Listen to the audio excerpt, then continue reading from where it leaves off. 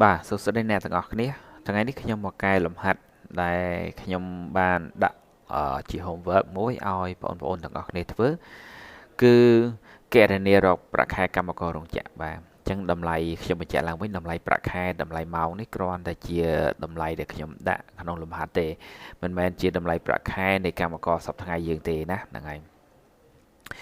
អឺប្រធានបានកំណត់ថាឲ្យយើងសរសេរ program ដើម្បីគណនារកប្រាក់ខែកម្មកររោងចក្រលក្ខខណ្ឌមាន4ចំណុចសំខាន់ដោយកម្មករត្រូវធ្វើការឲ្យបាន100ម៉ោងក្នុងមួយខែនិងទទួលប្រាក់ខែបាន$50អញ្ចឹងណាក្នុងករណីកម្មករធ្វើការលើសម៉ោងចាប់ពី1ម៉ោងទៅ20ម៉ោងលើសម៉ោងនោះមានន័យថាម៉េចមានន័យថាក្នុងមួយខែហ្នឹងគឺគាត់មិនធ្វើបានត្រឹម100ម៉ោងទេគឺគាត់ធ្វើបានលើសពី100ម៉ោងគឺអាច101ម៉ោង102ម៉ោងរហូតដល់120ម៉ោងអញ្ចឹងមានន័យថាគាត់ធ្វើលើសផែនការគាត់ហ្នឹងគឺចាប់ពី1ម៉ោងដល់20ម៉ោងនោះគេនឹងគិតក្នុង1ម៉ោងដែលគាត់ធ្វើលើសហ្នឹងគឺក្នុង1ម៉ោងគឺគិតប្រាក់ខែបន្ថែម1.25អញ្ចឹងណាតែបើករណីកម្មករណាធ្វើការលើសពី20ម៉ោងនឹងទៀតឧទាហរណ៍ថាគាត់ធ្វើការលើសពី120ម៉ោងនឹងទៀតចូលដល់121ម៉ោង122ម៉ោងអីឡើងទៅអញ្ចឹងអាម៉ោងដែលលើសពី20ម៉ោងនឹងទៅគេនឹងគិតប្រាក់ខែបន្ថែមក្នុង1ម៉ោង1.5ករណីដែលកម្មករគាត់ធ្វើការតិចជាង100ម៉ោងក្នុងមួយខែគេនឹងកាត់ប្រាក់ខែគាត់ក្នុង1ម៉ោង0.5បាទអញ្ចឹងនេះជាសមត្ថកម្មដែលយើងទទួលបានគឺបែបហ្នឹងអញ្ចឹងយើងយកសមត្ថកម្មហ្នឹងមកយើងយកមកពិភាក្សាគ្នាតទៀតថាតើយើងត្រូវការបាន output និង input អ្វីខ្លះរីឯ output និង input ខ្ញុំក៏បានឲ្យទៅអ្នកទាំងអស់គ្នារួចហើយថាខ្ញុំត្រូវការឲ្យពួកយើង input total time ហើយ output នៅព័ត៌មានទាំងអស់នេះអញ្ចឹងហ៎បាទអញ្ចឹង report អាចមាន2ករណីអាច output report ខាងលើឬ output report ខាងក្រោមក្នុងករណីដែល total time ចាប់ពីត្រឹម100ម៉ោងឡើងទៅបាទពួកយើងស្ដាប់វីដេអូចាស់របស់ខ្ញុំប្រាប់ពួកយើងថាចាប់ពី total ដែល user input ត្រឹម100ម៉ោងឡើងលើទៅ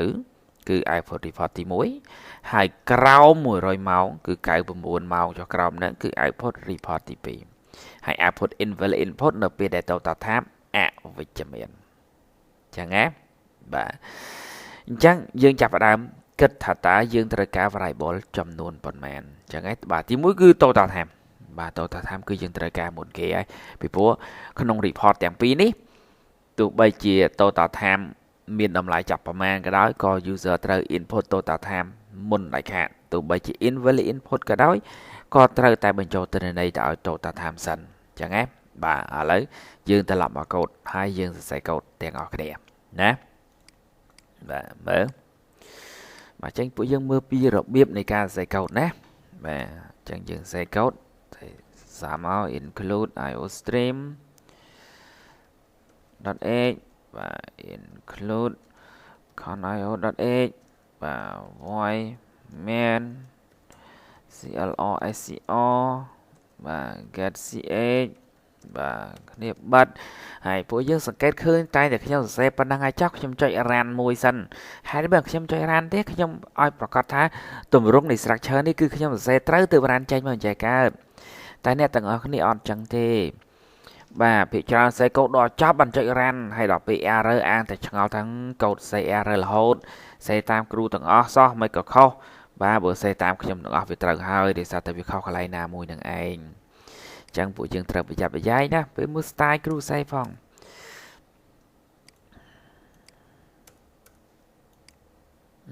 លោកស្អីគេអូខេបាទឥឡូវយើងចាប់ផ្ដើម declare variable ទី1ខ្ញុំ declare total time អញ្ចឹងហ៎បាទខ្ញុំត្រូវការ input ទិន្នន័យទៅឲ្យ total time enter total time cin total time បាទអ្នកទាំងអស់នេះសង្កេតឃើញ variable នេះគឺ variable យើងត្រូវបង្កើតមិនអាចដកឃ្លាបានទេមិនអាចទេអញ្ចឹងត្រូវសេជាប់គ្នាតែពេលដែលយើង output ឲ្យ user ឃើញបងអូនទាំងអស់គ្នាចង់ដកឃ្លាប្រមាណម៉ែត្រក៏បានដែរអញ្ចឹងណាបាទនេះគេហៅថា user screen ណាពេលដែល user ឃើញ user screen អានេះគឺ programmer screen បាទអញ្ចឹងពេលដែល user screen គាត់នឹងមិនឃើញឈ្មោះ variable របស់យើងទេអញ្ចឹងណាបាទឈ្មោះ variable របស់យើងគាត់នឹងមិនដឹងថាយើង declare variable ឈ្មោះអីទេតែពេលដែលយើង output អាស្រ័យលើយើងចង់ output បែបម៉េចក៏បានដែរបាទយើង input មកជាប់ key F8 ហើយបាទថាជាប់ key អីចាំបានវាចេះ load បាទ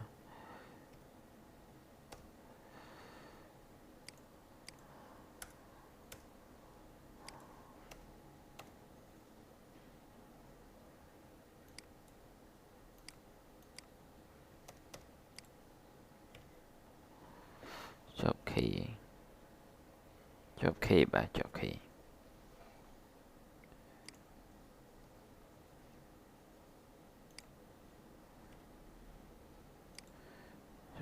F8 បាទឥឡូវយើងតទៀតមិញគឺជាប់ key F8 បាទកុំព្យូទ័រជាប់ key F8 អញ្ចឹងខ្ញុំ close បច្ចេកនឹងឲ្យខ្ញុំបិទបើកឡើងវិញទៅទើបខ្ញុំអាចចុច run បានណាបាទមិញវាចេះតែជាប់ key F8 អូខេដើរវិញបាទឥឡូវយើងបញ្ចូលទិន្នន័យទៅឲ្យ total time ហើយយើងចាប់ផ្ដើមគិតតទៀតឥឡូវយើងបញ្ចូល total time ហើយ total time យើងអត់ដឹងថា user បញ្ចូលប្រមាណទេបាទ user អាចបញ្ចូលចាប់ពី100ឡើងឬក៏ user បញ្ចូលក្រោម100ឬក៏ user បញ្ចូល100ក៏យើងអត់ដឹងឬមួយក៏ user បញ្ចូលអវិជ្ជមានក៏យើងអត់ដឹងអញ្ចឹងមែនអត់ពីព្រោះផ្នែកខាងនេះដូចខ្ញុំប្រាប់បងប្អូនទាំងអស់គ្នាអញ្ចឹងថាជា user screen អានេះគឺ developer screen ឬក៏ programmer screen អញ្ចឹងយើងអត់ដឹងថា user បញ្ចូលលេខប្រមាណទេអញ្ចឹងយើងមានតែប្រើលក្ខខណ្ឌបន្ទាប់ពីយើង see in total time នេះហើយនេះយើងនឹងយក total time ដែល user បានបញ្ចូលនេះយកមកដាក់ជាលក្ខខណ្ឌថាតើ user គាត់បញ្ចូលមកលេខប្រមាណណាបាទអញ្ចឹងអ្វីដែលយើងបារម្ភខ្លាច user គាត់បញ្ចូលលេខអវិជ្ជមានអញ្ចឹងខ្ញុំដាក់លក្ខខណ្ឌប្រសិនបើ total time ធំជាងឬស្មើ0ឡើងបាទអញ្ចឹងកន្លែងនេះខ្ញុំនឹងឲ្យវាកណនាលុះត្រាតែ total time មានតម្លៃចាប់ពី0ឡើង L កន្លែងនេះខ្ញុំនឹង output ថា invalidated input អញ្ចឹងណាបាទអញ្ចឹង L នេះមានន័យថាពេលដែល total time អវិជ្ជមានអញ្ចឹងធំជាងឬស្មើ0អញ្ចឹង L របស់វាមានន័យថាតូចជាង0អញ្ចឹងអត់បាទអញ្ចឹងនៅពេលដែល user បញ្ចូលអវិជ្ជមានឧទាហរណ៍ថាខ្ញុំបញ្ចូលលេខដក90អញ្ចឹងវានឹង output invalidated input អញ្ចឹងណាបាទក៏ប៉ុន្តែប្រសិនបើ user បញ្ចូលត្រឹមលេខ0ក៏វាមិន output ដែរបាទអញ្ចឹងណាបាទវាអាចដែរកម្មករនៅអត់មកធ្វើការអញ្ចឹងអត់បាទបញ្ចូលលេខ0អត់ invalid input ទេអញ្ចឹងចាប់ពីត្រឹម0ឡើងទៅវានឹងចូលក្នុងតំបន់ if នេះណាហ្នឹងហើយអញ្ចឹងយើងចាប់ដើមឆែកតទៀតណាអញ្ចឹងនៅក្នុងតំបន់ if នេះយើងនឹងធ្វើអ្វីតទៀតបាទ if នេះវាថាធំជាងឬស្មើ0វាអាចមានពីរករណីវាអាចចាប់ពីត្រឹម100ឡើងឬក៏ក្រោម100ចុះបាទអញ្ចឹងបាទព្រោះវាអាចមានពីរករណីវាអាចចូលក្នុង report ទី1ក៏បានព្រោះ report ទី1គឺចាប់ពី100ឡើងទៅ100ឡើងទៅក៏ធំជាង0ដែរមិនអញ្ចឹងអត់បាទក្រោម100ក៏ធំជាង0ដែរអញ្ចឹងបាទអញ្ចឹងយើងមើល report ទាំងពីរនេះតើមាន variable ណាខ្លះដែល truth ស៊ីគ្នា variable ដែល truth ស៊ីគ្នានេះគឺ total time ដែលយើងបាន declare ហើយvariable ទី2នោះគឺ basic salary បាទប្រាក់ខែគោលបាទប្រាក់ខែគោលគឺ truth ស៊ីគ្នាហើយមួយទៀតគឺ total salary អញ្ចឹងបាទអញ្ចឹង truth ស៊ីគ្នាពីរ variable ហ្នឹងឯងដែលយើងអាច declare នៅក្នុងតំបន់ if នេះបានអញ្ចឹងខ្ញុំ declare double basic salary បាទស្មើ50បាទមួយទៀតគឺ total salary អញ្ចឹងណាបាទសំណួរសួរថាហើយចុះយើងអាចបង្កើត variable ទាំងអស់នេះនៅខាងលើតែម្ដងបានទេបាទចម្លើយខ្ញុំឆ្លើយប្រាប់បងប្អូនថាបានបាទយើងពិតជាអាចបង្កើតវានៅខាងលើបានហើយចុះហេតុអ្វីបានជាមិនយកវាទៅបង្កើតនៅខាងលើខ្ញុំបង្កើតវានៅខាងក្នុង if នេះគឺចំណេញ memory ជាងចំណេញ memory ត្រង់ណានៅពេលណាដែលលក្ខខណ្ឌនេះពិតទៅ variable នេះកកើតតែបើលក្ខខណ្ឌនេះមិនពិត variable ទាំងអស់នេះមិនត្រូវបានកកើតទេបាទតែប៉ុណ្្នឹងទេតែបើយើងបង្កើតវានៅខាងលើបានអត់ខុសទេតែពេលដែល run program មក variable ទាំងអស់ត្រូវបានកកើតតែម្ដងចឹងណាបាទចឹងខ្ញុំគិតថាពេលដែល invalid input គឺខ្ញុំមិនត្រូវការឲ្យ variable ណាកកើតទេបាទមានត្រឹមតែតតាថាមួយទេដែល user បញ្ចូលមិនត្រឹមត្រូវចឹងមានតែតតាថាមួយទេកកើតក្រៅពីហ្នឹងមិនចាំបាច់កកើតទេណាមូលហេតុនេះហើយទើបខ្ញុំបង្កើត variable នៅក្នុងលក្ខខណ្ឌ if មួយនេះណាហ្នឹងហើយបាទអញ្ចឹងពេលដែលលក្ខខណ្ឌនេះពិតមានពីរករណីខ្ញុំដាក់លក្ខខណ្ឌប្រសិនបើ total time ធំជាងឬស្មើ100អញ្ចឹងណាបាទអាហ្នឹងគឺយើងនឹងធ្វើសម្រាប់report ទី1ណាបាទ L របស់វានៅកន្លែងនេះ L កន្លែងនេះយើងមិនចាំបាច់ប្រើ if ទៀតទេពីព្រោះ L របស់វាមានន័យថា total time តូចជាង100អញ្ចឹងបើតូចជាង100វាធំជាង0ស្រាប់ហើយពីព្រោះកូដដែលខ្ញុំកំពុងសរសេរនេះគឺស្ថិតនៅក្នុង total time ធំជាង0អញ្ចឹងហ៎បាទអញ្ចឹងធំជាង0តូចជាង100មិនក្រោម0ទេណាហ្នឹងហើយអញ្ចឹងកន្លែងនេះមានន័យថាreport ទី2អញ្ចឹងណាបាទអញ្ចឹងយើងមើល structure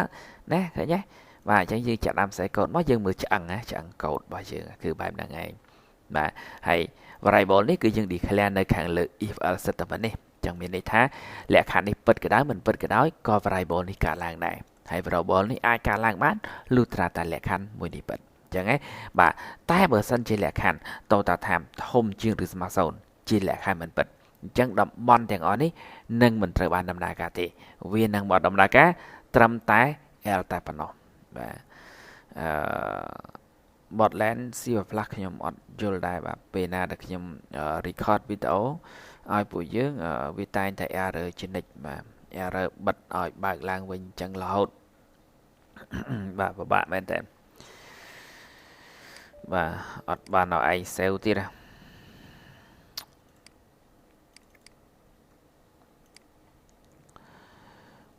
បាទខ្ញុំសូម save ឡើងវិញណាបាទឥឡូវផុសវីដេអូបន្តិចហើយ save សរសេរឡើងវិញឲ្យពួកយើងបាទខ្ញុំ save ហើយខ្ញុំសូម save ម្ដងណាបើអត់ save ទៀតខ្លាចឲ្យលុតទៀត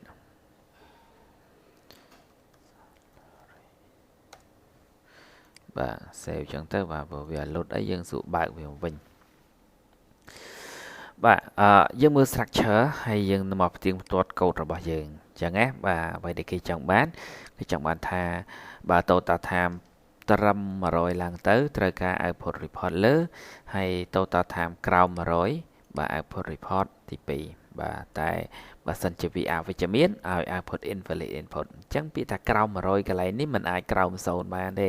ពីព្រោះអវិជ្ជមានវា invalid input ស្រាប់ហើយអញ្ចឹង report ទី2គឺត្រូវ output ចាប់ពីត្រឹម0មកក្រោម100អញ្ចឹងណាបាទអញ្ចឹងហើយបានជាយើងឃើញថាមានលក្ខខណ្ឌនៅតែមួយ invalid input នេះគឺនៅពេលដែល total time មិនធំជាងឬស្មើ0អញ្ចឹង L កន្លែងនេះវាជាលក្ខខណ្ឌដែលបដិសេធជាមួយទៅនឹង if total time ធំជាងឬស្មើ0អញ្ចឹង L វាបង្កប់លក្ខខណ្ឌ total time តូចជាង0អញ្ចឹង total time តូចជាង0គឺ output invalid input អញ្ចឹងធំជាង0មាន2លក្ខខណ្ឌគឺធំជាងឬស្មើ100ហើយមួយទៀតគឺតូចជាង100អញ្ចឹងណាបាទអញ្ចឹងតូចជាង100 output report ទី2ហើយធំជាងឬស្មើ100 output report ទី1អញ្ចឹងស្មើ100ក៏ output report ទី1ដែរពីព្រោះសមត្ថកម្មខ្ញុំបានប្រាប់អ្នកទាំងអស់គ្នាហើយត្រឹម100ឡើងទៅគឺ output report ទី1អញ្ចឹងពួកយើងសង្កេតមើលឃើញថា report ទី1យើងត្រូវការ variable អីខ្លះហើយ report ទី2យើងត្រូវការ variable អ្វីខ្លះ report ទី1យើងត្រូវការ variable ច្រើនមែនទេបាទ report ទី2ត្រូវការតិចទេបាទ total time យើងមានហើយ basic salary មានហើយនៅសល់តែ2 variable ទៀតទេគឺ low rate និង low salary អីចឹងទៅបាទ report ទី1គឺច្រើនបាទមាន extra time 1 extra time 2អីចឹងជាដើមបាទអញ្ចឹងយើងនឹង output តាមអ្វីដែលគឺយើងចង់បានបាទតែមុននឹង output យើងត្រូវបង្កើត variable ដើម្បីឲ្យវាឆ្លើយតបទៅនឹងការងារដែលយើងចង់បានសិនបាទអញ្ចឹងយើងត្រូវ declare variable declare int ទៅបាទ int ex1 បាទ ex2 អញ្ចឹងណាបាទឲ្យទៀតបាទ bonus salary អញ្ចឹងទៅ double b salary b rate 1បាទបាទ b rate 1ស្មើ 1.25 b rate 2 បាទស្មើនឹង 1.5 បាទសមត្ថកម្មគឺកំណត់ហើយចឹងអត់បាទហើយមួយទៀតគឺbonus salary ពី salary បាទអញ្ចឹងយើងអត់ទាន់អាចកំណត់រូបមន្តឲ្យ bonus salary បានទេដោយសារតែ bonus salary វាត្រូវការតម្លៃពី extra time 1 ម៉ោងលើកម្រិតទី1និងម៉ោងលើកម្រិតទី2យកមកគុណជាមួយទៅនឹងតម្លៃក្នុង1ម៉ោងរបស់វាអញ្ចឹងកន្លែងនេះយើងត្រូវការកណនារកម៉ោងលើកម្រិតទី1និងលើកម្រិតទី2នេះឲ្យឃើញសិនបាទតើយើងញែកយកអាម៉ោងដែលគេលើសនេះយកមកញែកជា2អញ្ចឹងដោយវិធីណាព្រោះបើញែកស្មើវាស្រួលទេយកម៉ោងហ្នឹងយកចែក2មកស្មើតែមានញែកស្មើណាបាទអញ្ចឹងតើយើងត្រូវដាក់លក្ខខណ្ឌឬក៏ចងរូបមន្តបែបម៉េចអញ្ចឹងខ្ញុំបង្កើត variable ថែមមួយទៀតបាទខ្ញុំដាក់ម៉ោងលើសរុបបាទស្មើនឹង total time ដកជាមួយទៅនឹង100បាទនេះម៉ោងគាត់ធ្វើការសរុបដក100ចេញបាទដក100ចេញនៅកន្លែងនេះគឺយើងរកម៉ោងដែលគាត់ធ្វើលើសអញ្ចឹងណាបាទពីព្រោះសមត្ថកម្មបានកំណត់ថាគាត់ធ្វើការ100ម៉ោងក្នុងមួយខែអាហ្នឹងម៉ោងគោលគាត់ហើយណាបាទបើបាន100ម៉ោងក្នុងមួយខែក៏អាហ្នឹងម៉ោងគោលគាត់ហើយអញ្ចឹងបើលើសលុះត្រាតែយើងយកអាម៉ោងដែលគាត់ធ្វើសរុបដកនឹង100ម៉ោងគឺយើងរកឃើញម៉ោងដែលគាត់ធ្វើលើសពី100ណាបាទអញ្ចឹងម៉ោងដែលគាត់ធ្វើលើសពី100គឺយើង store ទុកក្នុង variable ex បាទគ្រាន់តែជាឈ្មោះ variable ទេបងប្អូនអាច declare ឈ្មោះអីក៏បានតាមចិត្តដែលយើងចង់បង្កើតទេបាទអញ្ចឹងយើងរកឃើញម៉ោងលើសរុបអញ្ចឹងវាមានន័យថាអញ្ចឹងនេះយើងឃើញ60បាទហើយញែក60នឹងជា2ឲ្យឃើញមិនឃើញ20ឃើញ40បាទឥឡូវយើងដាក់លក្ខខណ្ឌប្រសិនបាទ ex តូចជាងឬស្មើ20ហើយយ៉ាងម៉េចបាននឹកឃើញថាដាក់លក្ខខណ្ឌវាតូចជាងឬស្មើ20បាទហេតុអីបាទខ្ញុំសុំ save សិនបាទខ្លាចលុតដូចមិញបាទពួកយើងនាំគ្នាគិតដោយមាត់ទៅទេសៈមើលថាឧទាហរណ៍ថាគាត់ធ្វើការត្រឹម100ម៉ោងគត់អញ្ចឹងមិនមានម៉ោងលើសទេអញ្ចឹងអត់បាទមិនមានម៉ោងលើសទេដោយសារតែសមត្ថកម្មថាម៉ោងគោលគាត់ត្រូវធ្វើឲ្យបាន100ម៉ោងតែបើគាត់ធ្វើមួយខែនឹងបាន101ម៉ោងអញ្ចឹងវាប្រកាសជាមានម៉ោងលើសហើយបាទម៉ោងលើសគាត់គឺ1ម៉ោងអញ្ចឹងមែនអត់បាទអញ្ចឹងម៉ោងលើគាត់1ម៉ោងតែអត់មានម៉ោងលើកម្រិតទី2ទេដោយម៉ោងលើកម្រិតទី2លុះត្រាតែលើសពី20ម៉ោងឡើងទៅបានចូលដល់ម៉ោងលើកម្រិតទី2អញ្ចឹងបើសិនជាគាត់លើសត្រឹម1ម៉ោងលើស2ម៉ោងគឺមិនមានម៉ោងលើកម្រិតទី2ទេលើស20ម៉ោងក៏ដោយក៏មិនមានម៉ោងលើកម្រិតទី2ដែរអញ្ចឹងណាបាទអញ្ចឹងមានន័យថាបើម៉ោងលើសរុបរបស់គាត់ត្រឹម20ម៉ោងចុះក្រោមអញ្ចឹងម៉ោងលើកម្រិតទី2គឺត្រូវតែ0ហើយអញ្ចឹងហើយម៉ោងលើកម្រិតទី1ហ្នឹងគឺជាម៉ោងលើសរុបនឹងឯងបាទអញ្ចឹងយើងដាក់លក្ខខណ្ឌកន្លែងនេះមិញហើយថាបើម៉ោងលើសរុបនេះម៉ោងលើសរុបមែនអត់តូចជាងឬស្មើ20អញ្ចឹងយើងអាចកំណត់បានថាម៉ោងលើកម្រិតទី1ស្មើនឹងម៉ោងលើសរុបរីឯម៉ោងលើកម្រិតទី2គឺត្រូវស្មើ0អញ្ចឹងអត់ណែយើងត្រូវដាក់មើលតាមសមត្ថកម្មដែលគេកំងឲ្យយើងឃើញអត់បាទអញ្ចឹងបើឧទាហរណ៍ថាគាត់ធ្វើការលើស20ម៉ោងអញ្ចឹងអាម៉ោងលើស20ម៉ោងនេះគឺជាម៉ោងលើសកម្រិតទី1នឹងតែម្ដងដោយសារតែម៉ោងលើកម្រិតទី2លុះត្រាតែចាប់ពីលើ20ម៉ោងឡើងទៅ21ម៉ោងឡើងទៅអីចឹងហើយបើយើងគិតម៉ោងគត់អត់គិតម៉ោងកន្លះម៉ោងអីទេបាទយើងគិតម៉ោងគត់អញ្ចឹងគឺបែបហ្នឹងអញ្ចឹងបានខ្ញុំដាក់លក្ខខណ្ឌថាប្រសិនបើគាត់ធ្វើការលើសសរុបម៉ោងនេះlàម៉ោងលើសសរុបមែនអត់នេះខ្ញុំយក total time ម៉ោងធ្វើការសរុបដក100ចេញគឺយើងឃើញម៉ោងលើសសរុបបាទម៉ោងលើសសរុប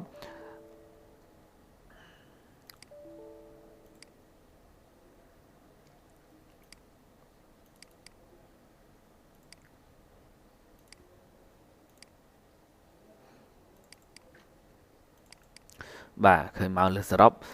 តូចជាង20បាទត្រឹម20ម៉ោងចុះក្រោមអញ្ចឹងមានន័យថាម៉ោងលើសកម្រិតទី1បាទស្មើនឹងម៉ោងលើសសរុបហើយម៉ោងលើសកម្រិតទី2គឺស្មើនឹង0ណាហ្នឹងហើយឥឡូវយើង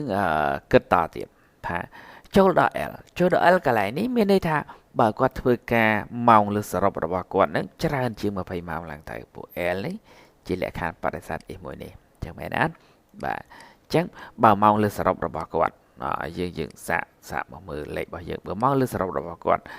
លើស20ម៉ោងឡើងទៅខ្ញុំដាក់21ចុះអញ្ចឹងម៉ោងលើសកម្រិតទី1គាត់គឺ20ហើយម៉ោងលើសកម្រិតទី2គាត់គឺ1មួយហ្នឹងគឺជាម៉ោងដែលលើសចាប់ពី20ម៉ោងឡើងទៅមិនអញ្ចឹងហ៎បាទឧទាហរណ៍ថា22ចាអញ្ចឹងម៉ោងលើសកម្រិតទី1របស់គាត់គឺនៅតែ20ដដែល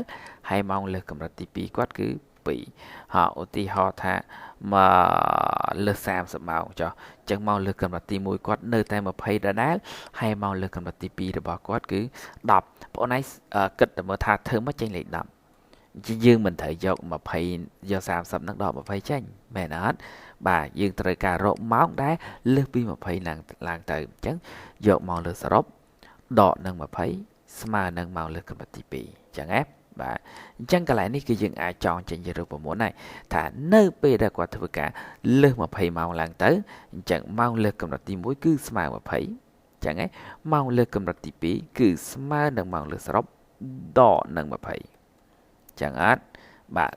ឬក៏ម៉ោងលើសសរុបដកនឹងម៉ោងលើកម្រិតទី1បាទត្រូវដូចគ្នាពួកស្មើ20ដូចគ្នាអញ្ចឹងណាបាទចាម៉ោងលើកម្រិតទី2នេះគឺម៉ោងដែលលើសពី20ម៉ោងឡើងទៅបាទពីព្រោះគេឲ្យតម្លៃ rate ខុសគ្នាម៉ោងគាត់ធ្វើការលើសថា20ម៉ោងចុះក្រោមគេគិតក្នុង1ម៉ោង 1.25 ហើយលើ20ម៉ោងឡើងទៅចាប់ពី21ម៉ោងឡើងទៅគឺក្នុងតម្លៃដែលលើសពី20ម៉ោងឡើងលើនោះគេគិតក្នុង1ម៉ោង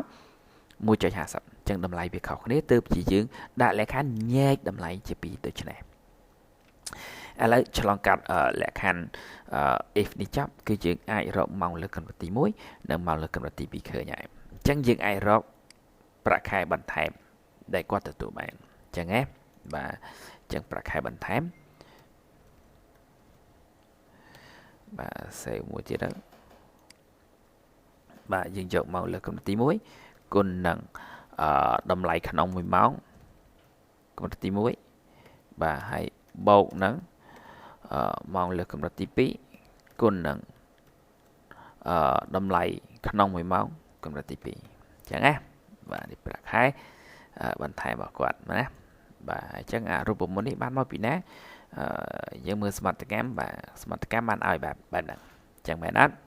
បាទអញ្ចឹងយើងរកឃើញអស់ហើយគឺយើងអាចរកប្រាក់ខែសរុបរបស់គាត់ឃើញហើយយកប្រាក់ខែគោលបូកជាមួយនឹងប្រាក់ខែបន្ថែមយើងឃើញប្រាក់ខែសរុបអញ្ចឹងណាបាទអញ្ចឹងខ្ញុំរកប្រាក់ខែសរុបរបស់គាត់គឺ total salary បាទស្មើទៅនឹងប្រាក់ខែគោល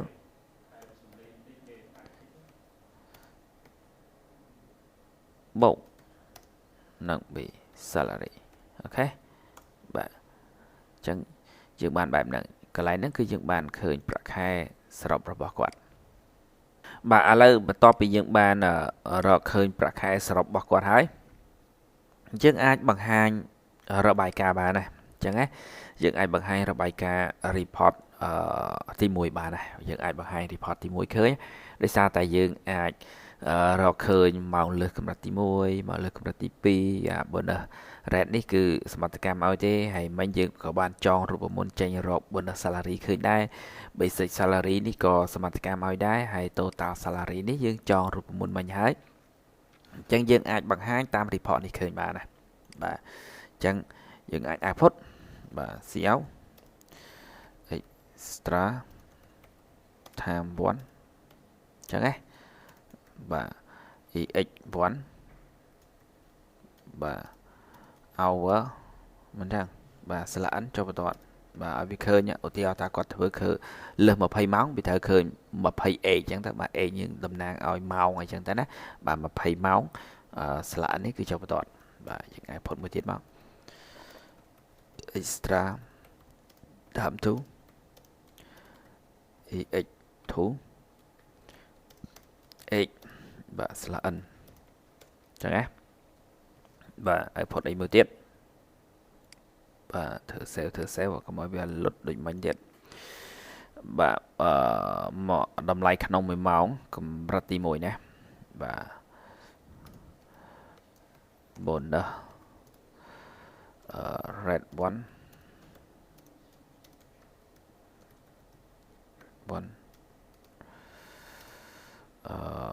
ឃើញដុល្លារអូដុល្លារធ្វើដាក់នៅមុខហើយយើងដាក់ដុល្លារមកហើយនេះយើងដាក់ slash មក x មកបាទឃើញយើងអាចដាក់លេខយកតែម្ដងក៏បានតែកន្លែងហ្នឹងគឺ 1.25 អញ្ចឹងហ៎បាទ 1.25 ក្នុង1ម៉ោងបាទយើងអាច put មួយទៀតមកបណ្ដោះ red 2ស្មើនឹងដុល្លារ b red 2 slash x slash n អញ្ចឹងបាទ x នេះគ្រាន់តែ output ឃើញ slash ក្នុង1ម៉ោងជាទេណាបាទអញ្ចឹងអាហ្នឹងយើងគ្រាន់តែជាការបង្ហាញទេបាទបង្ហាញចេះបាទខ្ញុំរ៉ាន់ឲ្យពួកយើងមើលបាទឃើញអញ្ចឹងឃើញទេបាទមានន័យថា 1.25 ក្នុង1ម៉ោង 1.5 ក្នុង1ម៉ោងបាទគាត់ឃើញអញ្ចឹងឯណា20ម៉ោង0ម៉ោងណាបាទអញ្ចឹងគឺបែបហ្នឹងឯង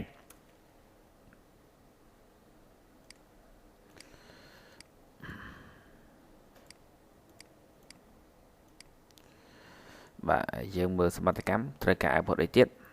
បាទ bonus salary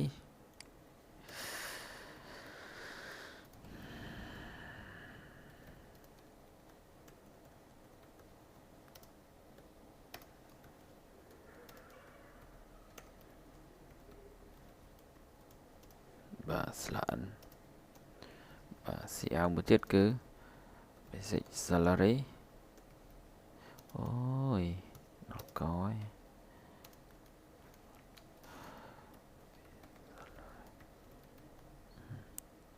NL បាទចូលបន្តណាបាទដូចគ្នា slash n និង NL ដូចគ្នាណា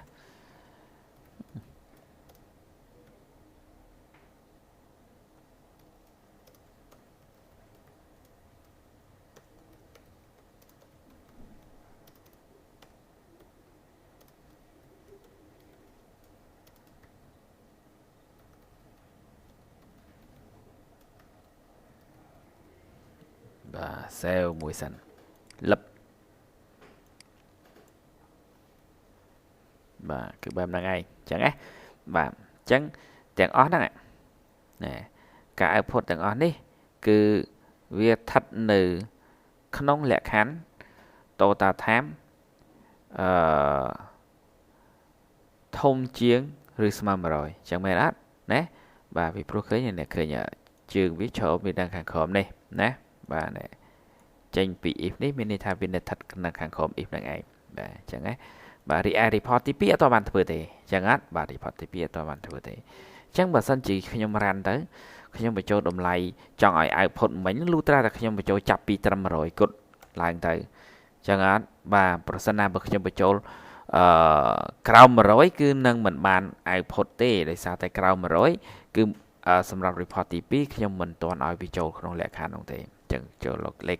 90បាទមិនទាន់ output ទេអញ្ចឹងអត់បាទអញ្ចឹងឥឡូវយើងតេស្ត report ទី1យើងសិន report ទី1យើងនឹងឲ្យ output ចាប់ពីត្រឹម100ឡើងទៅបាទយើងឃើញថាត្រូវហើយអញ្ចឹងអត់បាទអត់មានម៉ោងលើសកម្រិតទី1មិនមានម៉ោងលើសអីទេអញ្ចឹងក៏មិនមានប្រាក់ខែ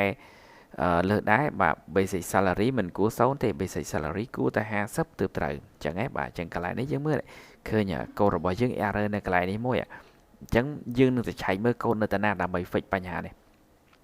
កន្លែង output basic salary ប្រកាសជាយើងសរសេរខុសអីហើយបាទអញ្ចឹងយើងទៅមើលកន្លែងខ្ញុំ output basic salary បាទ basic salary ខ្ញុំទៅយក bonus salary យកមក output អញ្ចឹងហ៎បាទជារឿងមិនត្រឹមត្រូវទេណាបាទបាទអញ្ចឹងយើងរ៉ានម្ដងទៀតមើលហើយអញ្ចឹងប្រាក់ខែគោលគឺ50អញ្ចឹងប្រាក់ខែសរុបក៏50ដែរបាទអញ្ចឹងដោយសារតែគាត់ធ្វើការត្រឹមម៉ោងណាហ្នឹងឥឡូវយើងតេស្តមួយទៀតថាប្រសិនបើគាត់ធ្វើការលើសម៉ោងបាទលើសហ្នឹងមាន2កម្រិតលើសចាប់ពី20ម៉ោងចុះក្រោមអញ្ចឹងតាឧទាហរណ៍ថា114ម៉ោងអញ្ចឹងទៅបាទគាត់លើស14ម៉ោងបាទអញ្ចឹងមិនមានម៉ោងលើសកម្រិតទី2ទេបាទអញ្ចឹង14ម៉ោងហ្នឹងគឺជាម៉ោងលើសកម្រិតទី1ទាំងអស់ហើយអញ្ចឹងគេនឹងយក14ម៉ោងហ្នឹងយកទៅគុណនឹង 1.25 អញ្ចឹងឃើញមែន 17.5 អញ្ចឹងបាទអញ្ចឹងប្រាក់ខែគោលរបស់គាត់គឺ50បាទគេយក50ហ្នឹងបូកនឹង 17.5 ឃើញ 67.5 យើងទៀងទាត់តម្លៃបែបហ្នឹងកុំចេះតែរ៉ាន់ទៅឃើញរ៉ាន់ចេញលទ្ធផលហើយចេះថាត្រូវណាយើងមើលអាតម្លៃនៃការកណនានៅក្នុង program យើងនឹងវាត្រូវឬអត់បាទមិនមែនមានន័យថារ៉ាន់ចេញលទ្ធផលមានន័យថាត្រូវទេជួនកាលយើងចង់រូបមន្តខុសកន្លែងនឹងត្រូវប្រើសញ្ញាគុណយើងប្រើសញ្ញាបូកកន្លែងនឹងប្រើសញ្ញាបូកយើងច្រឡំដៃដាក់សញ្ញាដកអញ្ចឹងលទ្ធផលវានឹងចេញខុសហើយអញ្ចឹងពួកយើងត្រូវផ្ទៀងផ្ទាត់តម្លៃមើលណាផ្ទៀងផ្ទាត់តម្លៃមើលមុនពេលដែលពួកយើងសែនការងារមកខ្ញុំបាទបងប្អូនខ្លះគាត់សែនមកទាំងអត់ដឹងខ្យល់អីបាទរ៉ានមកលទ្ធផលចេញខុសទៅទេហើយចេះតែថាត្រូវកើតដែរបាទអញ្ចឹងមើលលទ្ធផលខ្លួនឯងណាមើលលទ្ធផលខ្លួនឯងមុនពេលដែលយើងគិតថា program យើងត្រឹមត្រូវអញ្ចឹងយើងអាចបញ្ចូលតម្លៃឲ្យបានច្រើនដងតិចទៅដើម្បីផ្ទៀងផ្ទាត់ណាបាទឥឡូវខ្ញុំបញ្ចូលថាគាត់ធ្វើការ123ម៉ោងបាទមានន័យថាពេលនេះគឺមានលើសចាប់ពី20ម៉ោងឡើងទៅហើយអញ្ចឹងគេយកត្រឹម20ម៉ោងយកទៅគិតក្នុង1ម៉ោង 1.25 ហើយ3ម៉ោងគឺយកគិតក្នុង1ម៉ោង 1.5 អញ្ចឹងណាបាទអញ្ចឹងគុណបញ្ចូលគ្នាទៅឃើញ 29.5 ជាប្រាក់ខែបន្ថែមរបស់គាត់ហើយប្រាក់ខែគោលគាត់ 50 អញ្ចឹងយើងយក 50 បូកនឹង 29.5 យើងឃើញ 79.5 ឃើញត្រូវទេបាទអញ្ចឹងយើងគិតថា program របស់យើងត្រឹមត្រូវហើយបាទហើយយើងអាចបញ្ចូលតម្លៃឲ្យបានច្រើនដងច្រើនលក្ខខណ្ឌបាទយើងមើលលក្ខខណ្ឌរបស់យើងគឺ total time ធំជាងឬស្មើ100អញ្ចឹងយើងបញ្ចូលចាប់ពី100ឡើងទៅដើម្បីបញ្ចូលហើយយើងបញ្ចូលលក្ខខណ្ឌថានៅពេលណាដែលម៉ោងលើសរុបក្រោម20ហើយម៉ោងលើសរុបច្រើនជាង20ឃើញអត់បាទណាយើងបញ្ចូលតម្លៃតាមលក្ខខណ្ឌដែលយើងបានសរសេរណាបាទបងប្អូនខ្លះគាត់សរសេរលក្ខខណ្ឌត្រូវហើយតែគាត់តែមិនគ្រប់លក្ខខណ្ឌឧទាហរណ៍ថាបងប្អូនឯងបញ្ចូលត្រឹមតែលេខ100ត្រឹមតែលេខ110 118ហើយអត់បានបញ្ចូលចាប់ពី120 122 123ផងអញ្ចឹងវានឹងមិនចូលក្នុងលក្ខខណ្ឌទី2នេះទេបាទអញ្ចឹងយើងព្យាយាមមើលលក្ខខណ្ឌរបស់យើងហើយព្យាយាមតេស្តកូដឲ្យចូលគ្រប់លក្ខខណ្ឌដែលយើងបានសរសេរហើយតើវានៅតែត្រូវឬក៏អត់អាហ្នឹងបានយើងចាត់ទុកថា program យើងហ្នឹងគឺត្រឹមត្រូវអូខេសង្ឃឹមថាពួកយើងអាចយល់បានណាឥឡូវសម្រាប់ report ទី1គឺយើងបានសរសេរហើយតែ report ទី2នេះ report ទី2 L កន្លែងនេះនៅពេលដែល total time មិនធំជាងឬស្មើ100មានន័យថាតូចជាង100អញ្ចឹងពេលដែលវាតូចជាង100យើងនឹងត្រូវការ output report ទី2អញ្ចឹង report ទី2នេះយើងអត់តន់សរសេរទេទើបជាអ្នកទាំងអស់គ្នាឃើញថានៅពេលណាដែលខ្ញុំវាយតម្លៃ total time ហ្នឹងគឺស្មើនឹង90គឺនឹងមិនឃើញមានការ output អីសោះដោយសារតែ report ទី2យើងមិនតន់សរសេរអញ្ចឹងហ៎បាទ L ទី3នេះគឺ invalid input ទេនៅពេលដែល total time អវិជ្ជមានអញ្ចឹងបាទបើយើងបញ្ចូលលេខដក90វានឹង output invalid input នៅកន្លែងនេះហើយបាទណាបាទខ្ញុំបញ្ចូលលេខអវិជ្ជមានអញ្ចឹងណាបាទវានឹងបង្ហាញ invalid input អញ្ចឹង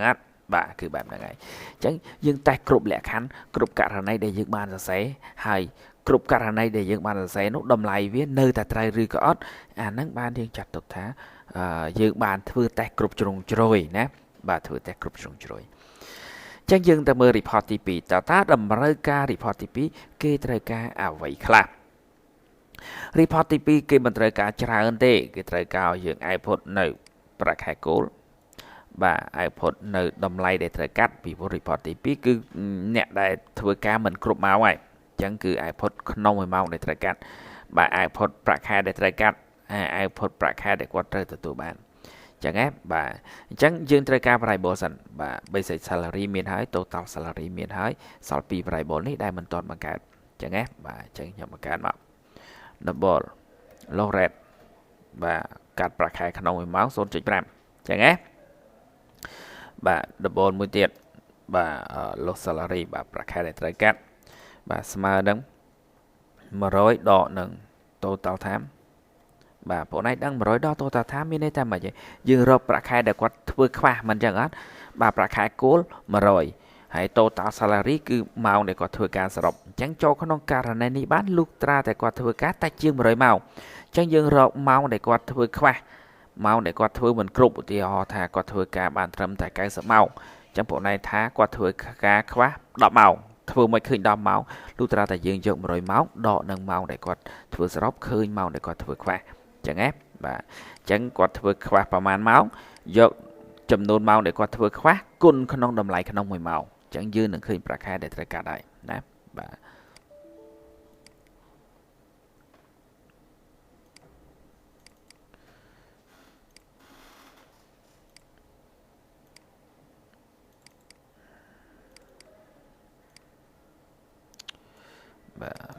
clear ម្ដងទៀតមិញបាទ double loss rate បាទស្មើនឹង 0.5 បាទ double loss salary បាទស្មើនឹង 100 មិញហ្នឹងដកនឹង total time បាទនៅកំភីម៉ោងដែលគាត់ធ្វើខ្លះហើយយកទៅគុណជាមួយទៅនឹងតម្លៃក្នុង1ម៉ោងមកគឺ loss rate ហ្នឹងឯងអូខេណាបាទអញ្ចឹងយើងចាប់ផ្ដើម output បានដែរបាទ save បាទ output ទី1គឺប្រាក់ខែគោលណាបាទគេចង់បាន output ប្រាក់ខែគោលបាទប្រាក់ខែគោលយើង copy ពីលើមកលឿនហើយ Ctrl C copy បាទ Ctrl V ផាសអញ្ចឹងណា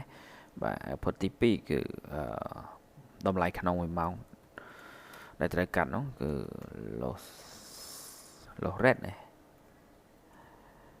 loss rate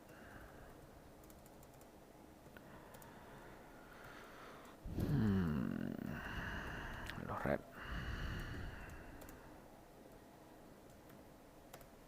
slide ចុះបន្តអញ្ចឹងអត់បាទ output ទី2គឺ loss salary បាទប្រាក់ខែដែលត្រូវកាត់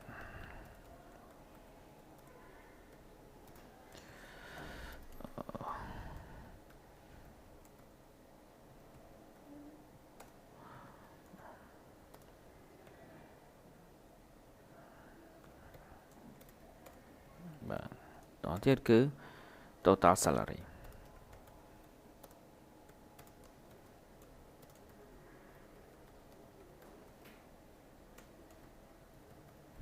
ចឹងណាបាទអញ្ចឹង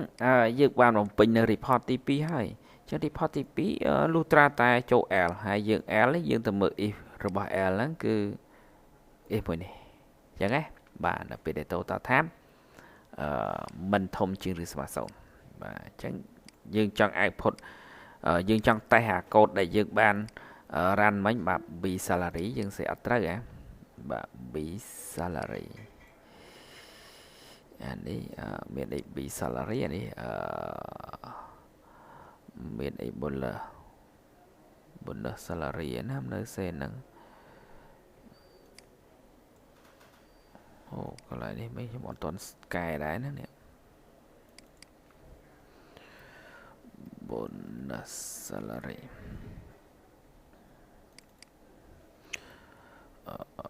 bonus salary បាទវល់តែលោតច្រើនដងអត់បាន save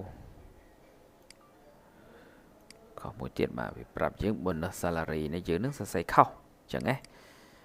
បាទអានេះមិនមែន bonus salary ទេអានេះ b salary ត្រូវតា b salary b salary ហើយ copy ខុសកន្លែងមកCtrl C Ctrl V បាទ save អូខេបាទយើងដើម្បីឲ្យបង្ហាញចេញនៅកូដដែលយើងបានសរសេរមិញតែយើងគូបញ្ចូលលេខប្រមាណដើម្បីតេស្តកូដនេះអញ្ចឹងមានន័យថាយើងបញ្ចូលក្រោម100ទៅបញ្ចូលកូដនេះបានអញ្ចឹងណាបាទក្រោម100យើងវាយលេខ90ក្រោម100បាទមើលតម្លៃរបស់យើងកន្លែងនេះមានភាព error ណាបាទតម្លៃកន្លែងនេះ error តែយើងឆែក basic salary គឺត្រូវហើយloss rate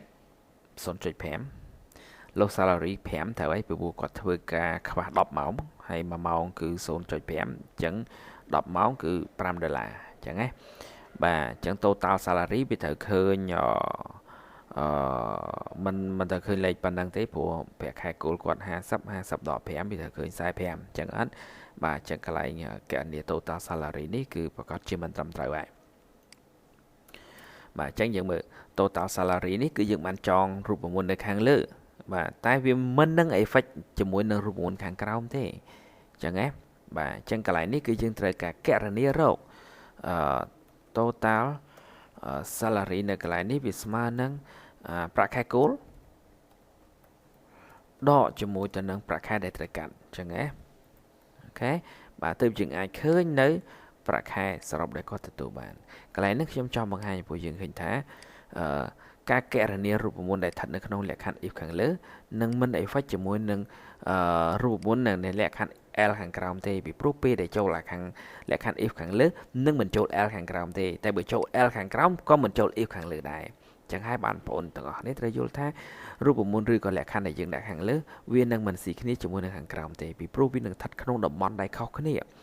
បាទដើរតំបន់ខាងលើផ្សេងដើរតំបន់ខាងក្រោមផ្សេងបាទអញ្ចឹងត្រូវប្រយ័ត្នប្រយែងនៅពេលដែលយើងសរសេរកូដណាហ្នឹងហើយអញ្ចឹងយើងនឹងរ៉ានតេស្តភាសាទៀតដើម្បីផ្ទៀងផ្ទាត់ថាតើកូដយើងហ្នឹងវាត្រឹមត្រូវឬក៏អត់អញ្ចឹងអ្នកទាំងអស់គ្នាត្រូវព្យាយាម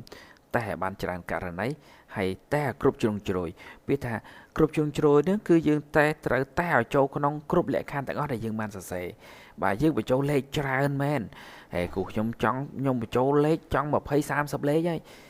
20 30លេខហ្នឹងពេលខ្លះវាមិនបានចូលក្នុងលក្ខខណ្ឌទាំងអស់ដែលយើងបានសរសេរឡើយអញ្ចឹងយើងត្រូវគិតថាតើយើងត្រូវវាយលេខណាខ្លះដែលចូលគ្រប់លក្ខខណ្ឌទាំងអស់ដែលយើងបានសរសេរយើងវាយលក្ខខណ្ឌលេខទី1ចូលក្នុងរូបមន្តទី1ចូលវាយលេខទី2ចូលក្នុងរូបមន្តទី2អញ្ចឹងទៅ